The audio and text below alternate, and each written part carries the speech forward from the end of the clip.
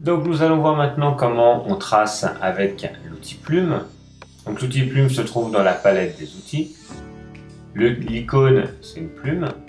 Et je vais donc maintenant prendre la plume.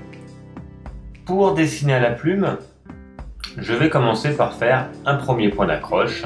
Donc je vais juste faire un clic. Pour faire une ligne droite, je vais un peu plus loin et je fais un deuxième clic. À ce moment-là, j'ai une droite qui apparaît. La couleur qui apparaît ici du contour est ma couleur choisie ici, qui est ma couleur noire. Je vais pouvoir la modifier si je double-clique dessus. Je prends par exemple du rouge. Et je vais pouvoir également choisir une couleur. Vous allez voir de fond ce qui va se passer. Donc là, j'ai fait un clic, je vais plus loin. Et vous voyez, automatiquement, Illustrator me remplit de ma couleur de fond et relie mon premier point à mon dernier point. Si je fais un autre point, vous voyez, ça va relier mon dernier point à mon premier point.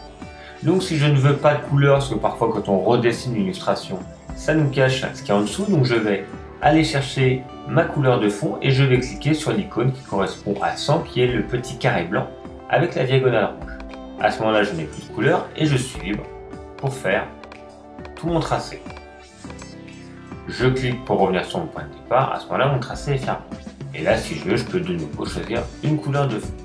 Donc ça, c'est pour faire un tracé en ligne droite.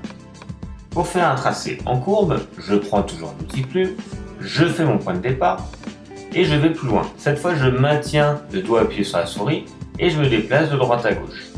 Je vais voir apparaître maintenant une tangente, donc j'ai bien ma courbe, ma couleur de fond, tirée, et une tangente. Ma tangente qui est là, qui correspond à ma courbe qui est dessinée, et ici une tangente qui correspond à une future courbe.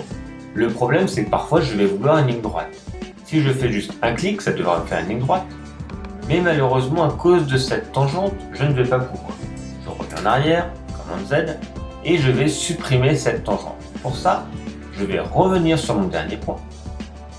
En bas à droite, vous voyez, en bas à droite de ma plume, j'ai une petite flèche qui apparaît.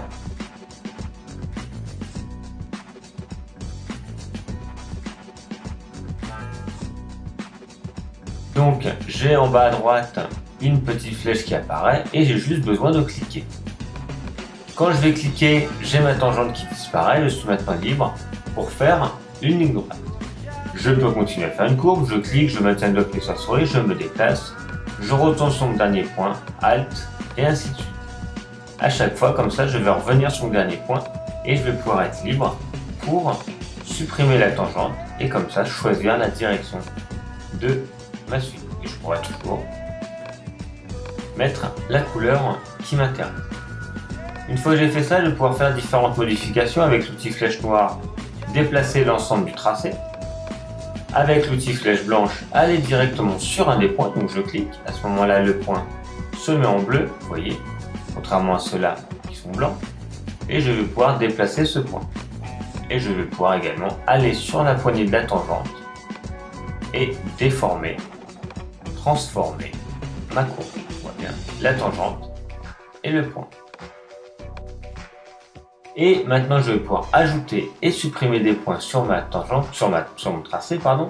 Avec l'outil plume, je vais retrouver l'outil plume plus qui me permet d'ajouter des points sur mon tracé, qui sont eux-mêmes modifiables avec l'outil flèche blanche qu'on vient de voir, et avec l'outil plume moins qui va me permettre de supprimer des points. Cette fois, je vais cliquer sur le point. Pour ajouter des points, je clique sur le tracé. Pour supprimer des points, je clique sur le point avec l'outil flèche